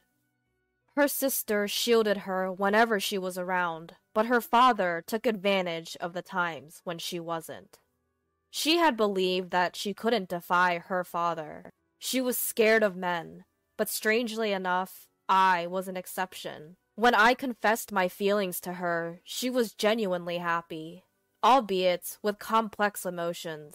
But with the support of Emily's sister, she was truly happy to be in a relationship. Around that time, her father was often out of town due to work, so there were fewer opportunities for him to assault her. However, when his assignment ended and he returned home, it was pure terror for Emily. When I proposed to her during this time, she felt like she had no choice but to cling to me. She was taken aback when her father suggested that we live together during our first meeting, but she decided to follow me when I strongly objected. Our marriage was a bliss, until her father insisted that she get a certification. He even threatened to reveal her past to me if she didn't comply. She had no choice but to comply, so she tried her best, but it wasn't enough. Still, she was relieved that she didn't have to go back to her parents' home. Life with me was simply delightful. She was genuinely happy when she became pregnant and we had twins. Initially, Emily's father seemed fond of his grandchildren, which put us at ease. We thought he had changed. But Emily's father hadn't changed after all. He began to separate Emily from me and our children. She was yelled at, threatened, and forced to return every weekend. Eventually, Susan moved back to her parents' home, probably to protect Emily. Then, Emily was told to abandon childcare and household chores on weekdays and dump the kids on me. As she obeyed from being threatened as usual, I set up a daycare room in my office. She said she had never felt such despair. Even though she blamed herself, to her it seemed as if even I was trying to distance myself from her children. And then one day, my father-in-law assaulted her. Despite placing a large package in front of the door and doing her best to defend, it was in vain. Just when she was about to give up, Susan, who had sensed something was wrong, entered the room. From then on, my wife had Susan stay in the same room, and she somehow managed to protect herself. The day I went to the scene of a quarrel between my father-in-law and Susan, it seemed her sister was urging her father to release Emily already. Of course, her father got angry, and a fight ensued. And then I showed up. When we got home that day, she was overwhelmed with my accepting kindness, and at the same time sensed that I had heard something from Susan. She was grateful to be accepted for who she is, and for our sons who always enjoyed the meals she cooked. Many times she found herself crying in secret. She sincerely wished to always stay here. We spent all night talking and crying together. When our boys woke up the next morning, they seemed shocked, saying, "Dad, don't bully Mom!" Emily started crying all over again, and I joined her. Our sons didn't understand and ended up crying too. We explained that we weren't fighting, but we were just deeply moved. We took the day off work that day and spent a relaxing time as a family. Then I made up my mind and contacted Susan. Surprisingly, all I had to do afterward was leave everything to her. She had not only learned about my father-in-law's unreasonable plans to live with us, but also had evidence of his embezzlement at work. She reported it, and he was arrested. It was reported in the local section of the national newspapers, which eventually led to Emily's parents getting divorced. Thanks to the lawyer that Susan hired, Emily's mother got a hefty amount of alimony and went back to her hometown. Emily's father did not go to prison, but lost everything. At first, he tried to rely on relatives, but nobody would help him when he demanded assistance with his condescending attitude. As a result, he seems to have retreated to some rural area. After that, Emily, the kids, and I lived peacefully. I think we were a very close-knit family, but unfortunately, our happiness only lasted a few years. Emily passed away in an accident. I was devastated for a while, but with the support of those around me, I managed to pull myself together after about a year. During that time, I caused some inconvenience to my business partners, but I somehow worked my way back, and now I'm doing very well, even employing a few people. One of them is a son of one of my business partners, who persuaded other partners to help me out because I was struggling, and he kept my business connections intact. I was truly helped by those around me. Another one is Susan, Emily's sister. She helped me in many ways, and now, after losing her job partly because of that, she is working for me as a secretary. And now she is dating one of my staff members, and they've both approached me to discuss the possibility of getting married. I'm thinking of celebrating this with my sons, who Emily left behind. The other day, I received a letter from Emily's father. The content was all over the place, but to summarize, it said, "I can come live with you if you want, and send me compensation and travel expenses right away because I'm coming over." So I immediately had my lawyer send him a warning. At the beginning of the letter, he even apologized, saying, "I was wrong at that time." But he always sends a letter around the anniversary of Emily's death, saying, "It's been a long time now, so the statute of limitations must have expired, right?" He's probably still aiming for my earning.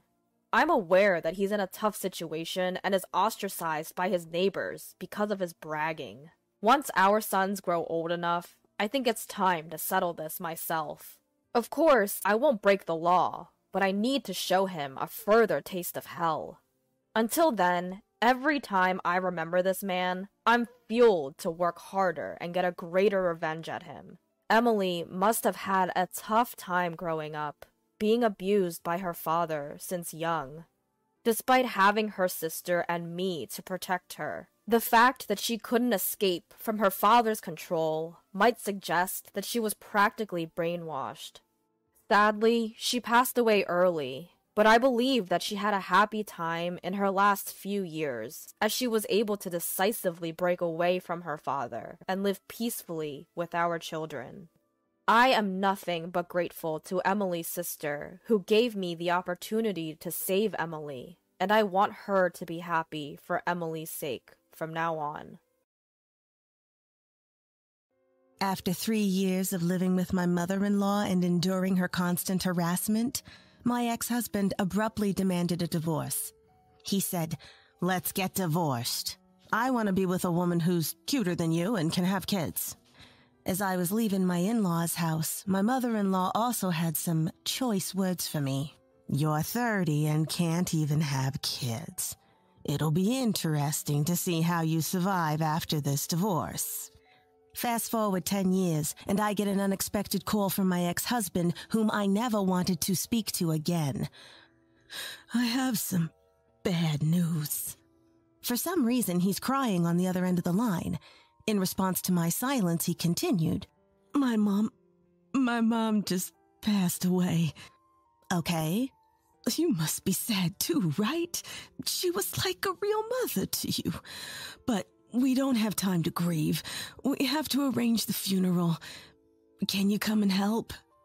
What are you talking about? My mother-in-law passed away 3 years ago." "What?" Stunned, my ex-husband then exploded in anger. I then told him the truth about myself. "My name is Millie Burt, and I'm 40 years old. I've been working at an ad agency since I graduated, and now I'm a section manager. My biological mother was a free spirit who had an affair and left when I was young. So I grew up without ever knowing what my mother looked like. But life with my kind dad was happy, so I lived as if I didn't have a mother. I did get married once when I was 26. His name was Wilbur Levski. Introduced by a friend, Wilbur was a salesman for an electronics company. "Millie, marry me. I'll make you happy." "Thank you. I'm delighted." I couldn't have imagined then how miserable my married life would become. My dad was thrilled about my marriage. I remember feeling so happy that I could finally make him proud. As we were getting close to the wedding, I asked Wilbur, "So, what are we doing about our new home? Should we start looking for a place?" "Huh? We're gonna live with my parents." "What? You never told me that." I was shocked and looked at Wilbur's face, but he seemed unfazed. "My dad passed away early, and my mom lives alone. It's sad, isn't it? We have to live with her. But don't tell me you're going to say no to living with her after we've come this far with wedding plans. Are you that heartless? My mom would cry if she heard that." I couldn't say no after hearing that. My mother-in-law seemed nice enough during the family meeting. It should be fine. I was disappointed because I had dreamed of a newlywed life just with him, but I agreed to live with my mother-in-law. So, Right after getting married, I moved into Wilbur's family home, and that's when the cohabitation with my mother-in-law began. But this turned out to be the beginning of a nightmare. On the day we moved in, Louise, my mother-in-law, declared, "From now on, Millie, you'll be doing all the housework." What? You married into this family, so it's only natural. Do you have a problem with that? No, I'll do my best. I had promised to keep working after the marriage because Wilbur didn't want to lower his standard of living. Meanwhile, Louise, who was still in her 50s, wasn't working at all. I had hoped that if Louise was home during the day, she could at least help with some chores. That hope was quickly shattered. Juggling a full-time job and household chores for 3 people was no small feat. I'd wake up at 5:30 a.m. to clean, do laundry, and make breakfast. After working all day, I'd come home to make dinner and continue with household chores. I had virtually no free time. I was always busy with housework. And Louise? She'd leave her clothes strewn about and couldn't even bother to put trash in the trash can. I couldn't bring myself to confront her about it. I didn't want to worry my dad, who was so happy about my marriage. Louise was sloppy in her daily life, but had no shortage of complaints about my housekeeping. "Millie, what's for dinner today? Chili con carne? How cheap. It's in season and I got a good deal. Plus, chickpeas are healthy. Don't treat me like an old lady. I want meat. Make it again. Right now, we don't have any meat in the house. Then go buy some. Hurry up." I looked to Wilbur for support, but he was engrossed in his phone. Wilbur would prefer meat too, right, Wilbur? Yeah, just like Mom said. Go buy some. Wilbur said this without even making eye contact. I clenched my teeth and left the house with my wallet. Wilbur would either ignore Louise's unreasonable demands or agree with her. Maybe it was because Louise had been a single parent for a long time, but she seemed unable to let go of her son. And Wilbur was a full-blown mama's boy. One day, after about a year of this marriage, Louise said, "Millie, aren't you pregnant yet?" No, not yet." "You've been married for a year and still no baby. You're taking too long. We have our own pace for these things. Don't be so leisurely. Hurry up and give me grandchildren." Louise said that and went to her room. From then on, Louise would nag me daily to have kids. The stress was unbearable, and I started to lose weight, but I never went back to my parents' house. I didn't want to worry my dad, who was so happy for me. Despite this, Louise's harassment intensified. If I bought feminine hygiene products at the drugstore, she'd sigh dramatically and say, "The reason you're not getting pregnant must be your fault." "That's not true. The doctor said everything is fine." "Then prove it. Hurry up and get pregnant. You've been married for 2 years. I was doing my best to conceive, but there was no sign of it happening. Then, one day in our 3rd year of marriage, Louise asked during dinner, "Millie, any news this month? Are you pregnant?" "No." I stopped eating and answered in a small voice. Louise then berated me, her face red with anger. "Why aren't you pregnant yet? You're utterly useless." "I'm sorry." "Millie, you're what they call useless. What a waste." "Louise, that's really harsh." "Don't talk back when you can't even get pregnant." As I shrank back, Louise turned to Wilbur. "Hey, Wilbur, you don't really want a wife who can't get pregnant, do you?" "Yeah, you're right." Wilbur responded as if it was a given. "I can only think that the problem lies with Millie. I've wasted my youth." "Aw, poor Wilbur." Louise exaggeratedly sighed and put her hand on Wilbur's shoulder. Wilbur looked down on me with disdain. "By the way, Millie, ever heard of 3 strikes and you're out?" What?" It means if you fail at something 3 times in a row, you're out of chances. We've been married for 3 years. If you can't have a child, then pack your bags and leave. I can't believe this. Millie, let's get a divorce. I want to be with a woman who's cuter than you and can actually have children. Wilbur said this and threw a pre-filled divorce application in front of me. Wilbur, are you serious? Yes, I'm serious. So pack your stuff and get out. I don't want to see your face anymore. As he said this, Louise looked at me with a gleeful expression. Did you hear that? I never liked you from the start. Sign the divorce papers and get out of here. At that moment, I reached my limit. I had put up with Louise's harassment while doing household chores for 3 years. I had also tried my best to have a child, and yet this is how they treat me.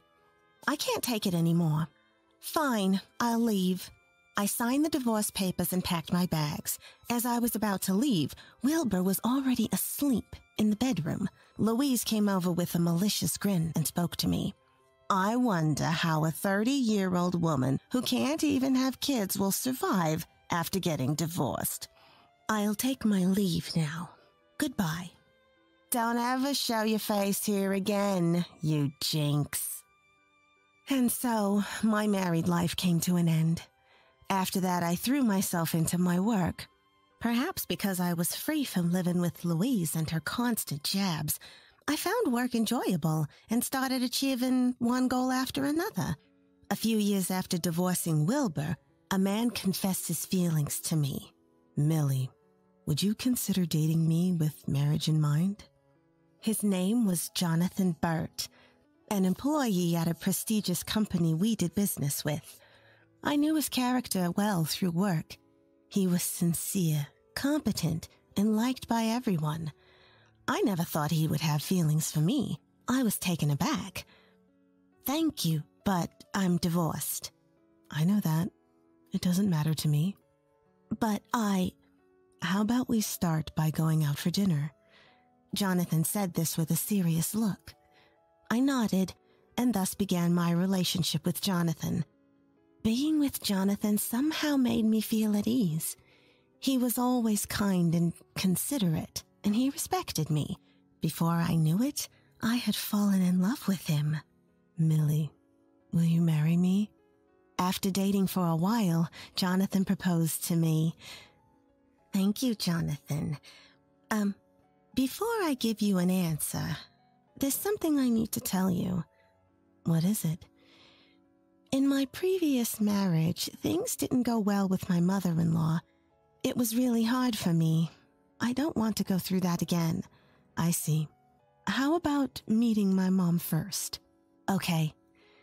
Feeling anxious, I agreed to meet Jonathan's mother. On the day, I headed to Jonathan's family home, nervous but hopeful. Nice to meet you, Millie. I've heard a lot about you from Jonathan. Jonathan's mother, Mary, greeted me with a warm smile. Nice to meet you, too. Despite my awkwardness, Mary kept smiling and made light conversation, even throwing in a few jokes. Somehow my nerves eased, and by the time I left, I felt like Mary and I had become good friends. Mary, as you know, I'm divorced, and I might not be able to have children. Is it still okay for me to marry Jonathan? Mary smiled at my nervous question. Of course. If Jonathan chose you, that's good enough for me. All I want is for you two to be happy. Please take good care of my son.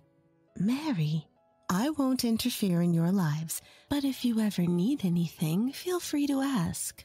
I'm really happy to have you as part of the family. Thank you. I look forward to our future together.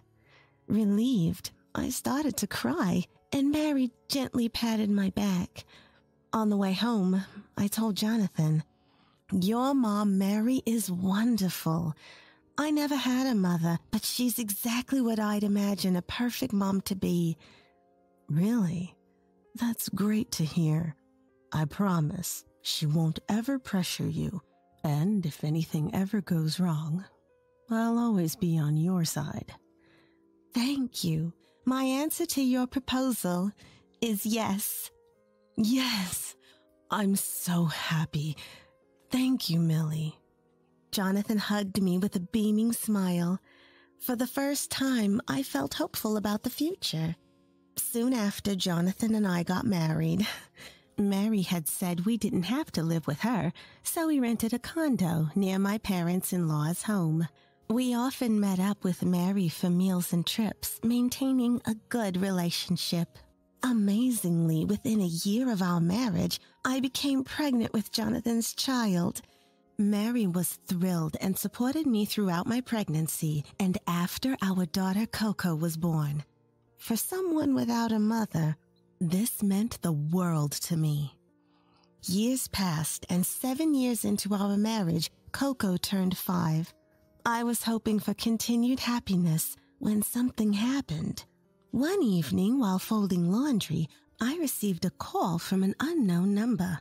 I thought it was a wrong number, but the phone kept ringing at intervals. Wondering if it might be someone I know, or if something had happened to my dad, who lives alone, I answered. Hello? Is this Millie? It's me. The voice on the phone sounded familiar. It was Wilbur, my ex-husband. No doubt about it. Actually, Millie, I have some bad news. Wilbur was crying on the other end. Silent, I let him continue. My mom just passed away. What? You must be sad too, right? She was like a real mother to you, but we don't have time to grieve.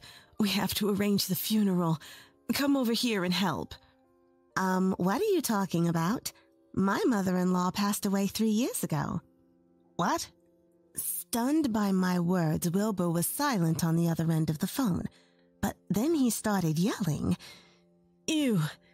Do you think it's okay to joke at a time like this? Your only mother-in-law has just died. That's what I'm telling you. That only mother-in-law passed away 3 years ago. Upon hearing this, Wilbur was speechless. You didn't... Yes? You got remarried? Yes, I did, and I was blessed with a wonderful mother-in-law. It's unfortunate she passed away 3 years ago, but I'm living happily with my husband now. That's right. Mary had passed away 3 years ago due to illness. I was so happy that Millie became Jonathan's wife. Thank you for introducing me to Coco as well. Live happily from now on. I will never forget Mary's last words. She was the only mother figure I ever had. You traitor! Wilbur was furious on the other end. I calmly responded. You were the one who pushed for the divorce, remember?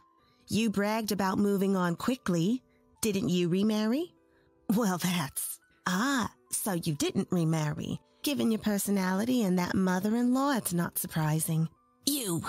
Never mind. Just come and help. Why would I? No way. My mom has died. Are you even human? Ignoring Wilbur's rant, I calmly said, the only mother figure for me is my husband's mother. Your mother's passing is unfortunate, but it has nothing to do with me. Don't you have any compassion? I don't care what you think. I'm hanging up now. Wait. Just then, Coco hugged me from behind. Who are you talking to, Mommy?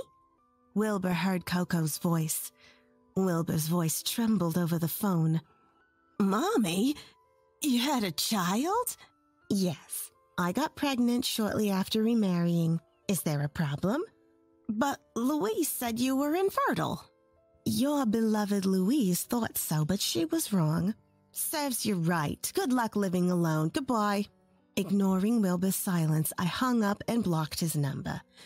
Later, I heard from mutual friends that he somehow managed to hold Louise's funeral. However, due to Louise's personality, hardly anyone attended, making it a lonely event. The story doesn't end there. Sometime after Louise's death, it was revealed that she had debts. Wilbur unknowingly inherited the debt and is now living a life burdened by it.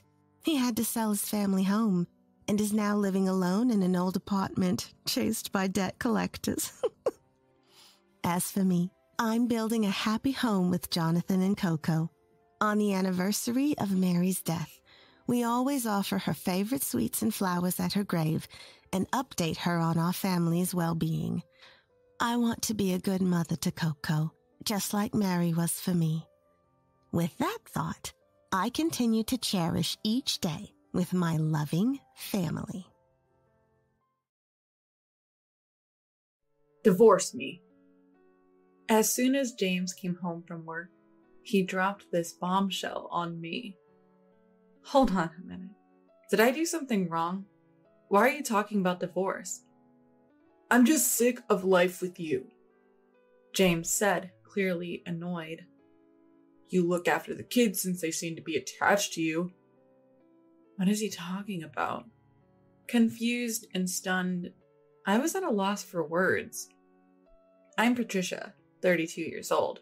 I live with James, who is 6 years older than me, and our 4 children. Both of us have been married before. I met James while I was a single mom living with my daughter. James had 3 kids from his first marriage, and after the divorce, he took custody of all of them. Drawn to his devotion for his kids, I decided to remarry. I had a 10-year-old daughter and suddenly became a mom of an 11-year-old boy, a 7-year-old boy, and a 5-year-old girl. I thought that together we could build a happy family, but the happy times didn't last. A few months into our remarriage, I noticed James acting differently. He used to come home right after work, but gradually, he started coming home later. When I asked him why, all he said was, I have to finish up some work, so I'll be late coming home for a while. Don't bother with dinner. It started with him coming home just 2 or 3 hours late. But soon, he was coming home past midnight or even the next morning. His kids, my stepchildren, started to worry about their dad's late nights.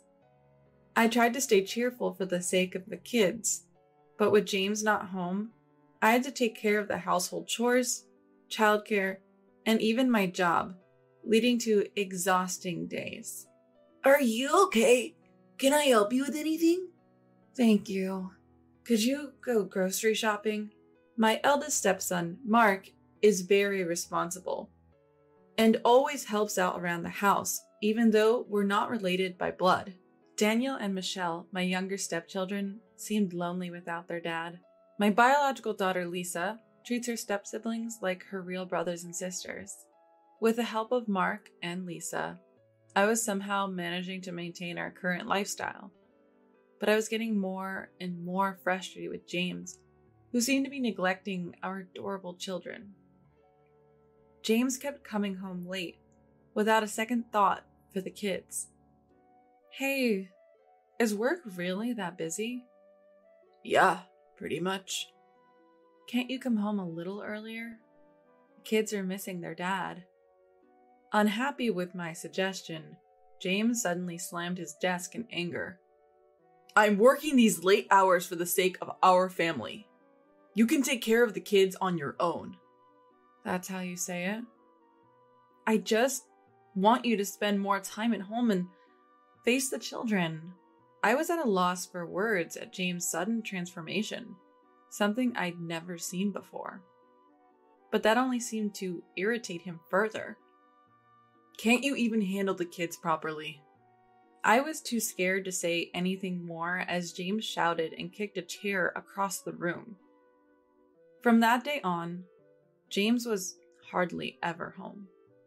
He wouldn't answer his phone, leaving me anxious as I took care of the kids day in and day out. I had to work around the clock since he wouldn't give us any money for living expenses. The kids sensed the tension and began helping out around the house to alleviate some of my burden. One day, the whole family was working together to manage their daily lives. Then, one day, James came back abruptly. In his hand was a divorce paper. He said coldly, Let's get a divorce. I don't want to be with an old woman like you anymore. Wait, what? What did I do to deserve this? I'm just fed up with this life with you. I wish you'd reconsider for the sake of the kids. This is a second marriage for both of us. And another divorce would hurt everyone involved. The kids had finally started to adjust to our life and even started to smile more. I didn't want to cause them any more pain. You're always concerned about the kids, aren't you? What? To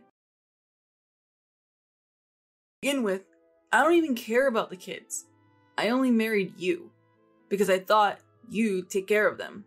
What a cruel thing to say to your own child. I was speechless at James' cruel words. The kids seem to like you, so you look after all 4 of them. What are you talking about? 3 of them are your children. Think about how they feel. Shut up. Their mother abandoned them. That's why I took them in. I just want to be free. You can take care of them in my stead. Do you even realize what you're saying? I was shaking with anger at James' selfishness. So you never came home because you've been feeling this way? James smirked, as if mocking me. You actually thought I was busy with work? What do you mean? I didn't come home because I didn't want to be with you. Hanging out with friends is way more fun. So you lied about work? Yep, that's the gist of it. Having drinks at a pub, then hitting the club. There was this really cute girl there. James sat down on the sofa, crossing his legs, showing no remorse. You neglected your family to go there? He didn't even give us living expenses, yet he was out clubbing? Anger and sorrow filled me. But James had another shocking revelation. This marriage was a real mistake. Well, I'm out of money and you're of no use to me anymore. You spent money on... Clubs aren't cheap, you know.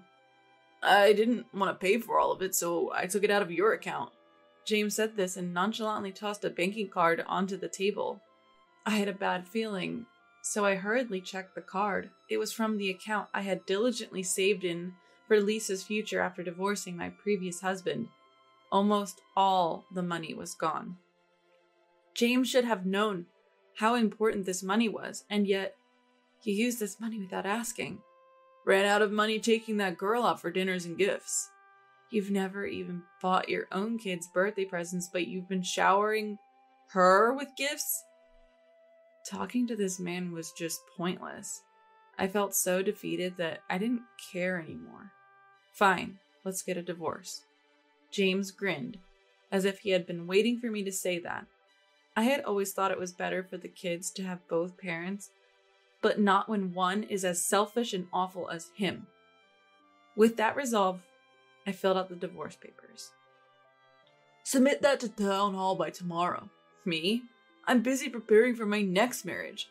Your what? The girl I told you about? Seems she's into me. She's young and cute. I plan to leave you and marry her. Women, it's all about looks and youth, right? I felt a wave of disgust looking at James' mocking smile. What is that? Is this all because we're in the way of your new relationship? Yep, pretty much. I'll be moving out. You're on your own now. James left the house without even looking back at me. A whirlwind of anger, sadness, and regret left me collapsed on the floor. How did I end up marrying someone like this? I knew regret wouldn't change anything, but I couldn't help feeling it. How much time had passed? I was sitting in the living room lost in thought. Mom, you okay? Anything wrong? The voice of concern came from my eldest son, Mark. Don't worry, I'm fine. I acted normal, not wanting to worry Mark. The next day, I filed for divorce. It was hard to explain to the kids, but I simply told them we're going to live separately from Dad. Danielle and Michelle were visibly shaken without their dad around, but they adjusted eventually. Mark and Lisa took even greater care of their younger siblings. As expected, James didn't pay child support. In desperation, I contacted his workplace only to find out he had recently quit. James remained missing. I worked tirelessly to support my 4 children. Thanks to their support, even the hardest days were bearable. A decade passed like this, and my children grew up well. One unexpected day, long after I had nearly forgotten James, something happened. I had planned to go to dinner with the kids after work. As I was leaving work, "It's been a long time, Patricia," I was stopped by a familiar voice. Turning around, there was James in worn-out clothes. "What are you doing here?" "I waited to see you. Are you off work? Can we talk?" After all he had done to us, what was he thinking? "Sorry, I have plans. What's up?" "Can we live together, like before, all 6 of us?" James, who had abandoned his family 10 years ago, was now making this selfish request. By then, I could only feel contempt for him. What are you talking about? How can you say that after hurting your own children? Living together again is out of the question. "Wait, listen to me." "Hey, what are you doing to Mom?" "Mark, what are you doing here? Weren't you waiting at home?" "I got worried when you didn't come back at the agreed time. We were close by, so we decided to check on you, Mom." Mark pulled me away from James. In the distance, I saw Lisa, Daniel, and Michelle looking concerned. "Mark, you're Mark, right?" James ran up to Mark. "Daniel, Michelle, Lisa, it's been a while. Do you remember Dad?" "Dad? Wow, you've all grown so much. How have you been?" The kids glared at James as he casually tried to strike up conversation. "Mark, can you help me persuade Mom too? I've been telling her we should all live together again, but she won't listen." "You really mean that? We should all live together again?" "Of course. Wouldn't it be better if Dad was around?" James reached out to touch Mark's shoulder, but Mark pushed his hand away. "Are you kidding me? Do you have any idea how hard Mom has struggled all these years? You show up out of nowhere, saying we should live together, that it's better if you're around. I've never once thought of you as my dad." It was surprising to see Mark, who is usually so kind, this angry. Even James seemed stunned for a moment, his face slowly turning red with anger. "Who do you think you're talking to like that? Have you forgotten? I raised you when you were young." "What? Raising us? You always thought we were a burden, even back then." "That day, you mean?" "The day you left us. Lisa and I heard every word of your conversation back then." My heart pounded at the memory. How shocking that must have been for the kids. It pained me to think about their feelings. "Don't act like a dad now after you abandoned us." "What did you say? I'm your real dad. You're taking her side over your own flesh and blood." Fueled by anger, James lunged at Mark. "Stop it, both of you." "Shut up. He's the one disrespecting his dad." Seeing James still trying to confront Mark, I decided to tell the kids the truth. "By the way, how's Betty? Weren't you planning to remarry?" James froze. At the mention of Betty, a girl from a club he frequented. "Who's Betty?" "What do you mean, remarry?" the kids asked curiously. Betty is the name of the woman Dad fell for. He left Mom to remarry Betty, who worked at the club. "No way, you're lying!" When I started talking, James' face tightened. "Why would you mention that name?" "After you disappeared, I checked with your workplace. A coworker who was close to you told me everything. Every revelation was shocking. James, who rarely went to clubs, fell for Betty, who was just doing her job. Thinking Betty also liked him, James divorced me, only to be quickly rejected by her. Mark and Lisa were speechless, knowing James left me to marry a club girl. Daniel and Michelle looked at James with contempt. "Falling for a club girl? Seriously? How delusional can you be? Leaving Mom for something like that is the lowest of low." "That's ancient history. It doesn't matter now. Plus, there's no way I'd fall for a club girl, right?"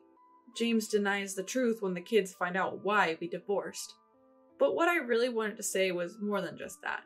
"Were you not serious? You stalked Betty, didn't you?" At these words, James's face, red with anger just moments ago, turned increasingly pale. "What do you mean by stalked?" James couldn't let go of Betty even after she broke it off. He was so persistent that she had to call the police. He lost his job over it, too. "Why would you go that far?" "Bold of you to show your face to us after all that happened." Our kids looked at James with disdain, as if he was something filthy. "I genuinely feel guilty for what I've done to you. After losing my job, I was barely making ends meet, and now I can't work due to health issues. That's why I want to come back and start fresh with you as a family." So he only showed up now because he can't work. I felt dizzy at James, who was just as selfish as he was before we divorced. I swear I won't hurt you again. Please reconsider. No way, are you kidding? Michelle was the first to speak up. Exactly, it's too late to try and make amends now. You brought all of this upon yourself. Our kids unleashed their pent-up frustrations and anger. Mom may not be our biological mother, but we love her and want her to be happy going forward. If you make her suffer anymore, we won't forgive you. Holding back tears, I told James, stay away from us. You don't want the police involved again, do you? Wait, We turned our backs on James and began to walk away. Out of the corner of my eye, I saw James slumping down, but none of us cared as we headed home. Since then, I heard James can't work anymore and lives a miserable life. It seems like his reckless past has finally caught up to him, leaving him utterly alone. As for me, I was already seeing a male colleague from my workplace. We got married a few months later. The relationship between him and my kids is great. Most importantly, I'm now living a very happy life supported by a caring husband who always puts me and the kids first.